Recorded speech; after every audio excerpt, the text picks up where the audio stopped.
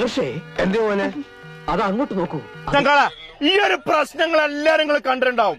ഈ ചെക്കൻ ആരാണ് അടിച്ചത്? നിന്റെ തൊള്ളോർന്ന് ഒച്ചെങ്ങാനും പുറത്ത് പൊങ്ങിയ നിന്റെ വായിൽ ഞാൻ ടാറൂരിക്ക് ഒഴിക്കും. മനസ്സിലായോ? സോഷ്യൽ മീഡിയയിൽ വീഡിയോയിലും എല്ലാം നിർത്തണം. എന്നെ കൊണ്ട് പറ്റുന്നില്ല. കാരണം എനിക്ക് ഫാമിലി ആയിട്ടൊന്ന് പുറത്തിറങ്ങി നടക്കാൻ പോലും പറ്റുന്നത്.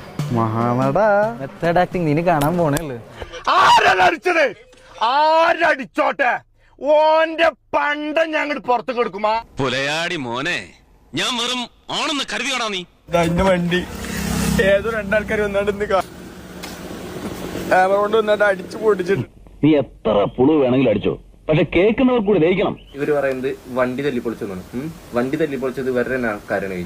അതായത് ഈ PSG കഴിഞ്ഞ ആൾക്കാർ തന്നെയാണ്.